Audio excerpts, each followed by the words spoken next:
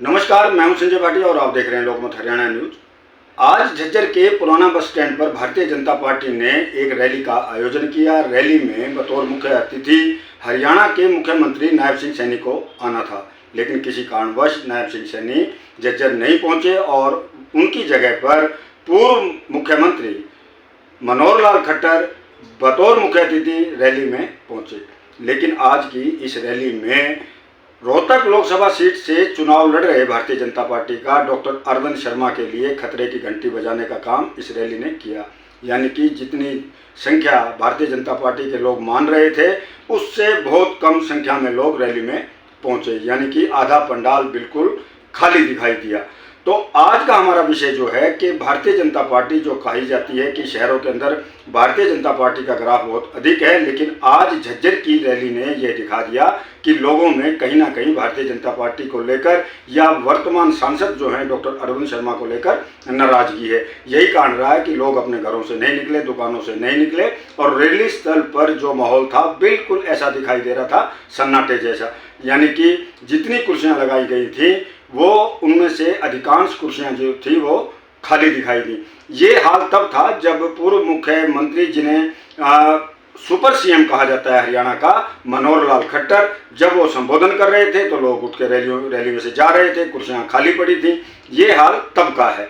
तो आइए देखते हैं किस प्रकार से रैली स्थल पर भीड़ कम दिखाई दे रही है और प्रेस वार्ता, जो कि पहले तो मुख्यमंत्री होते थे तो मनोहर लाल खट्टर बहुत कम करते थे, लेकिन आज उन्होंने प्रेस वार्ता की और पत्रकारों के सवालों के भी जवाब दिए।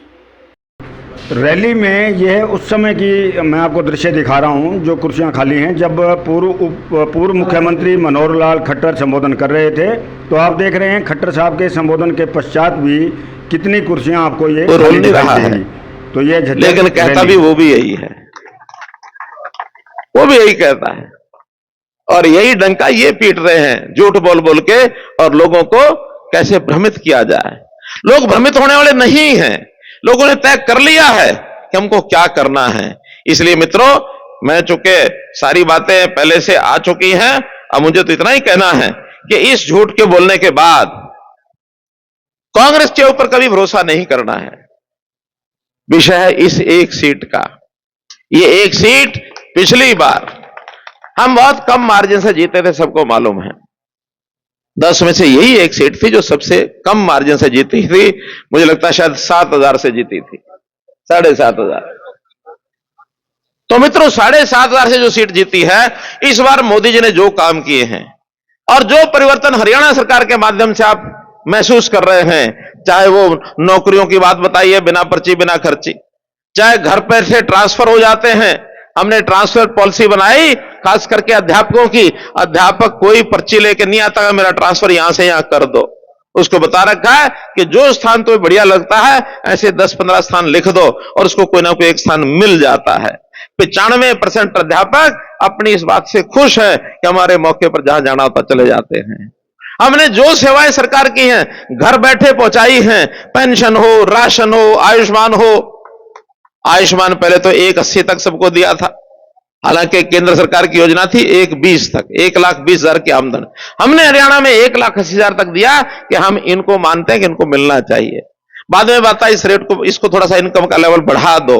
हमने उसको फिर 3 लाख तक किया कि भी थोड़ी सी राशि 1,500 रुपया साल का देके 5 लाख रुपए का फायदा हम आपको भी दे देंगे। लोग बहुत खुश हुए, सबने भरना शुरू कर दिया। आखिर में आया कि नहीं, इससे भी बढ़ा दो, हम इसकी जो प्रीमियम राशि थोड़ा और ज्यादा दे सकते हैं। हमने 3 लाख से ऊपर कितनी ही आमदन हो, हमने कहा 5,000 रुपया जमा कराओ, 5 लाख रुपए का फायदा उठाओ।